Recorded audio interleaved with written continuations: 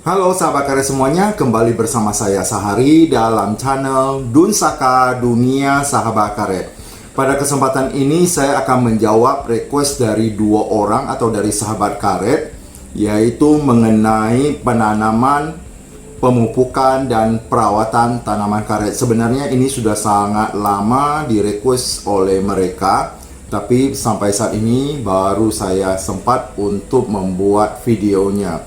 Jadi sebelum saya menjawab pertanyaan bagaimana tata cara penanaman, bagaimana pemupukan, dan perawatan terhadap tanaman karet, alangkah baiknya saya akan menjelaskan sedikit ini sebagai pengetahuan buat sahabat karet semuanya. Bahwa genus dari karet ini sebenarnya terdiri dari 20 jenis karet. Tetapi semuanya itu berasal dari lembah Amazon. Mungkin Bapak Ibu dan sahabat kalian semua, lembah Amazon ini sering kita kenal sebagai hutan Amazon. Jadi karet yang tumbuh di Indonesia itu salah satunya adalah Hevea brasiliensis, berasal dari hutan Amazon. Nah, untuk tanaman karet ini dapat tumbuh di daerah dataran rendah, yaitu sekitar 200 meter di atas permukaan laut. Kalau di atas 600 meter di atas permukaan laut, karet ini tumbuhnya akan terhambat. Nah, sekarang saya akan memberikan data seperti ini. Kalau dari 0 sampai 200 meter di atas permukaan laut, maka karet itu sudah bisa dideres kurang dari 6 tahun. Jadi sekitar 5 tahun, karet itu sudah bisa dideres atau dinore. Kalau di atas 200 sampai 400 meter di atas permukaan laut, maka waktu yang digunakan untuk menderesnya adalah 7 tahun. Selanjutnya dari 400 sampai 600 meter di atas permukaan laut, maka waktu deresnya adalah 7,5 tahun. Dari 600 sampai 800 meter di atas permukaan laut, waktu deresnya adalah sekitar 8,5 tahun. Kalau dia dari 800 sampai 1000 meter di atas permukaan laut, maka waktu deresnya di atas 10 tahun. Jadi semakin tinggi dataran tersebut atau di mana karet itu tumbuh, maka waktu deresnya itu semakin lama. Karena karet itu harus hidup dalam suhu sekitar 25 derajat Celcius sampai 35 derajat Celcius dengan panas kelembaban. Jadi karet ini bukan hidup di daerah yang panas kering, tapi panas tapi lembab, dengan curah hujan yang tinggi sekitar 2.500 mm sampai 4.000 mm, atau setara dengan 100 sampai 150 hari ya, hujan maksudnya. Jadi hujannya itu sekitar 100 sampai 150 hari per tahun. Berarti karet ini hidupnya di daerah kelembaban.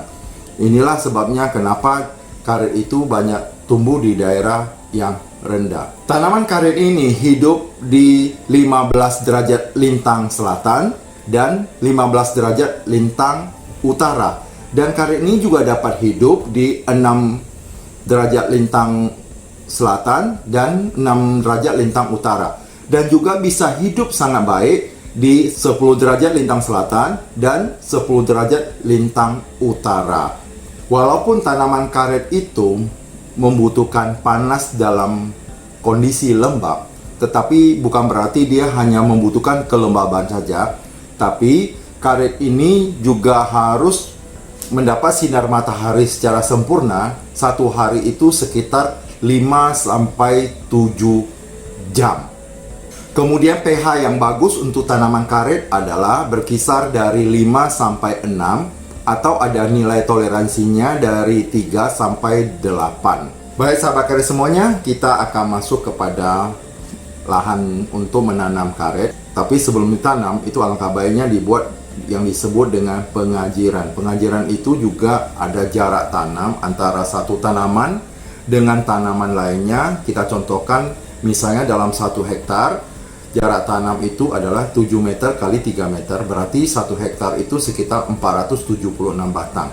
Memang dalam 1 hektar ini berbeda-beda. Ada yang 400 batang dalam 1 hektar, ada yang 500 dalam 1 hektar. Jadi tidak tentu, tergantung bagaimana para petani karet itu menanamnya. Namun alangkah baiknya jarak tanam itu jangan terlalu dekat. Walaupun tanaman karet ini hidupnya di panas lembab, tapi dia juga membutuhkan sinar matahari seperti yang tadi saya sampaikan, membutuhkan dalam 1 hari itu adalah 5-7 jam. Berarti jarak tanamnya itu harus dijarakkan sehingga karet itu bisa tumbuh secara maksimal dan dapat menghasilkan getah karet juga secara maksimal. Saya juga waktu itu ke lapangan, saya juga bertanya kepada para petani karet itu, 1 hektar itu dapat berapa? Ternyata dalam 1 minggu hanya 160 kilo. Kalau saya dapat informasi 160 kilo, dapat saya pastikan bahwa tanaman karet itu adalah tanaman karet biasa yang tidak unggul, karena sekitar 20-25 kilo per hari. Sedangkan kalau karet unggul itu 1 hari bisa 40-50 kilogram. Bahkan ada yang lebih dari itu, 60-65 kilogram per hari. Itu adalah karet yang unggul. Tapi untuk menanam karet itu lebih baik pilihlah karet yang okulasi. Kenapa memilih karet yang okulasi? Karena karet okulasi itu kita tahu secara pasti dari mana benih itu berasal atau dari mana induknya. Jadi benih ini akan sama dengan induknya. Kalau induknya memproduksi banyak getah, otomatis setelah diokulasi, kita ambil benihnya dari induknya, anaknya juga akan seperti itu dengan produksi karet atau getah karet yang cukup tinggi. Setelah media tanam atau lahan yang sudah dibersihkan itu selesai dan sudah kita tahu jaraknya tanam berapa, tentu harus dibuat juga lubang tanam. Memang lubang tanam ini ada 2 macam yang seperti yang saya ketahui. Ada yang membuat 40 cm kali 40 cm, berarti panjang 40, berbentuk bujur sangkar 40 kali 40 dengan kedalaman 40 cm juga. Dan ada juga yang membuat 60 kali 60 yang bagian atasnya, ya bujur sangkar bagian atasnya, dan yang bagian bawah dasar itu 40 kali 40 dengan kedalamannya 60 cm. Ya terserah kepada Bapak Ibu dan para sahabat karet mau menggunakan yang mana, itu tidak ada yang salah, semuanya ada benar, tetapi dengan cara mungkin yang berbeda, tapi pada prinsipnya adalah sama. Setelah semua lubang untuk tanam itu setelah selesai digali, maka masukkan 50 gram pupuk urea dicampur dengan pupuk SP36 100 gram. Tujuannya adalah agar tanaman karet yang kita tanam itu mempunyai cukup zat hara sehingga bisa tumbuh lebih baik. Dengan memberikan pupuk dasar yaitu urea dan SP36, itu diharapkan tanaman karet ini bisa tumbuh dengan baik. Nah, untuk menanam karet ini seharusnya tidak dilakukan pada musim kemarau, karena jika pada saat musim kemarau kita harus sering menyiramnya. Tapi kalau baiknya menanam karet ini atau tanaman karet ini ditanam pada saat musim penghujan, kira-kira pada sekitar bulan September ke atas, yang penting pada saat musim hujan. Setelah penanaman selesai, yang tadi sudah diberikan pupuk dasar, maka harus dijadwalkan bahwa tanaman karet itu dipupuk setahun 2 kali. Misalnya ketika kita memberikan pupuk itu di bulan Januari, maka kita akan pupuk lagi di bulan Juli. Kalau kita memupuknya di bulan Februari, berarti kita akan memupuk kembali itu di bulan Agustus. Berarti 1 tahun 2 kali dalam pemupukan. Cara pemupukan untuk tanaman karet itu ada 2 macam. Yang pertama manual cycle, yang kedua chemical strip weeding. Yang dimaksud dengan manual cycle adalah untuk membuat saluran yang melingkar di pohon tersebut dan disesuaikan dengan umur tanaman karet. Karet umur 3-5 bulan, salurannya yang melingkar di tanaman karet itu sekitar 20-30 cm dari tanaman karet. Sedangkan umur 6-10 bulan, saluran yang melingkar di tanaman karet itu dibuat sekitar 20-45 cm dari tanaman karet. Yang kedua, chemical strip weeding adalah pemupukan dengan cara meletakkan pupuk tersebut di barisan tanaman karet itu berkisar 1 sampai 1,5 meter dari tanaman karet tersebut. Pemberian pupuk tidak disarankan pada musim hujan karena kalau pada saat musim hujan itu pupuk ini mudah larut dalam air dan terbawa oleh arus air.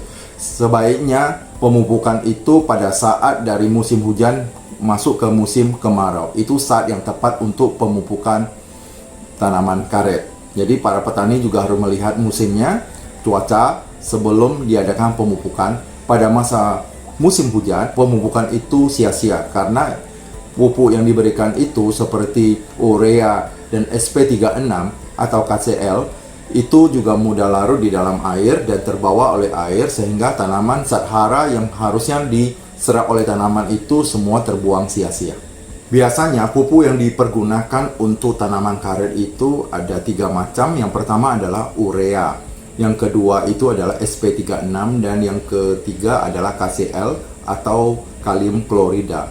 Biasanya ketiga ini digunakan untuk tanaman karet. Dan biasanya untuk 1 tahun memang semuanya dalam bentuk gram. Misalnya kalau usia karet itu 1 tahun, maka urea yang dipergunakan sekitar 250 gram dan SP36 itu adalah 150 dan kalium klorida itu adalah 100 gram. Jadi kira-kira seperti itu. Dan perbandingannya saya yakin para petani itu jauh lebih hebat dari saya karena itu sudah setiap hari dilakukan di lapangan. Dan saya hanya melihat ini dari data yang ada. Tapi sebenarnya ini hanya sekedar informasi untuk para petani karet agar jangan terlalu boros pada pupuk. Apalagi sekarang pupuk sangat mahal sekali. Pupuk naiknya betul drastis dan sangat mahal. Makanya betul-betul takarannya itu harus tepat sehingga tidak terbuang sia-sia. Misalnya yang tadi saya sampaikan itu 1 tahun. Misalnya dalam 1 tahun 2 kali pemupukan. Misalnya usia dari tanam karet itu 1 tahun. Urea digunakan 250 gram, berarti kita takar 250 gram, lebih kurangnya seperti itu. Terus untuk SP36-nya adalah 150, untuk kalium kloridanya adalah 100. Dan untuk mereka yang 2 tahun juga demikian, sekitar itu juga. Yang jelas para petani pasti jauh lebih mengerti dari saya, karena itu sepanjang turun-temurun itu sudah melakukan hal demikian. Cuma saya hanya menginformasikan saja, seperti tadi yang saya sampaikan, pupuk sekarang mahal sekali. Makanya gunakanlah pupuk itu secukupnya, jangan berlebihan. Karena kalau berlebihan itu, biaya kos untuk produksi 1 kilo karet itu akan meningkat, pasti naik. Dengan meningkatnya harga produksi itu, otomatis petani akan sulit menjual produknya. Jika jual produk, mungkin untung, tapi tipis untungnya. Makanya kepada para petani dan sahabat karet, berhati-hatilah dalam penggunaan pupuk, karena pupuk harganya sangat mahal sekarang ini. Sekarang kita masuk kepada perawatan. Memang perawatan karet itu tidak sesulit dengan perawatan sawit ya. Karet itu mungkin lebih gampang, bahkan mungkin tidak dipupuk saja, dia masih bisa ada karetnya, tapi tidak banyak seperti yang kita rawat. Sama dengan kita setiap hari kita harus mandi, kita harus makan, dan kita perlu rekreasi dan sebagainya.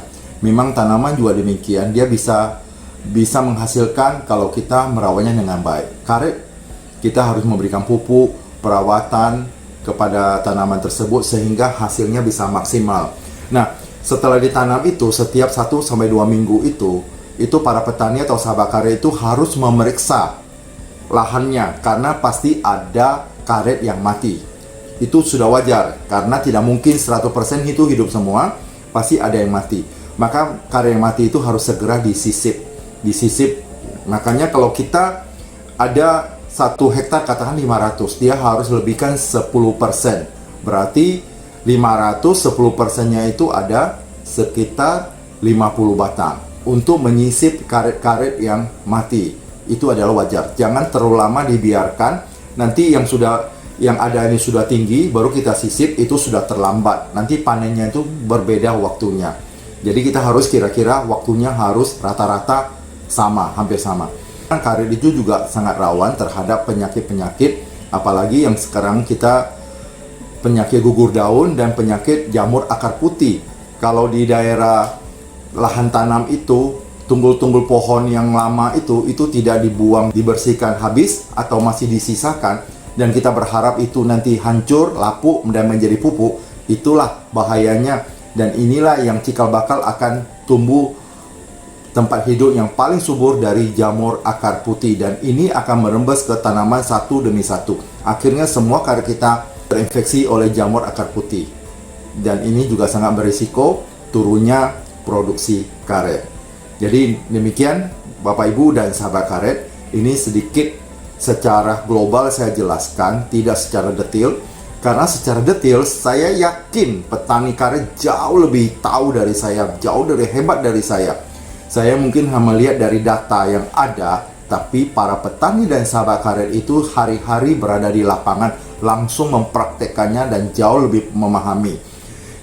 Orang yang berada di lapangan itu pasti jauh lebih tahu daripada kita yang berada di kantor. Bapak Ibu, yang saya pahami mengenai di lapangan mungkin hanya 1%. Bapak Ibu bisa jadi 100%. Kalau dengan demikian saya ingat dengan pepatah dari Bruce Lee, seorang legendaris kungfu. Beliau pernah mengatakan begini, "Saya tidak takut dengan seseorang yang belajar 10.000 jurus, tetapi saya takut kepada seseorang yang belajar 1 jurus tapi sudah melatihnya sebanyak 10.000 kali." Begitu juga dengan saya Bapak Ibu.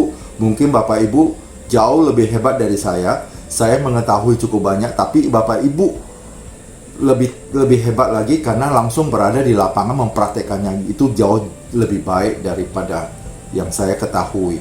Jadi kepada Bapak Ibu, jika dalam video saya ini ada kekurangan, ada tambahan, silakan ditulis di bawah komentar itu. Saya sangat terima kasih sekali jika Bapak Ibu mau memberikan masukan di dalam vlog ini, karena sebagai manusia tiada gading yang tak retak, setiap orang pasti punya kekurangan. Dan saya menyadari itu sesadar-sadarnya. Dan saya membutuhkan Bapak Ibu untuk memberikan masukan kepada saya, memberikan informasi kepada saya, agar pengetahuan saya tentang karet itu bukan hanya dari saya belajar sendiri, tapi saya juga belajar dari Bapak Ibu, agar pengetahuan saya tentang karet akan semakin meningkat.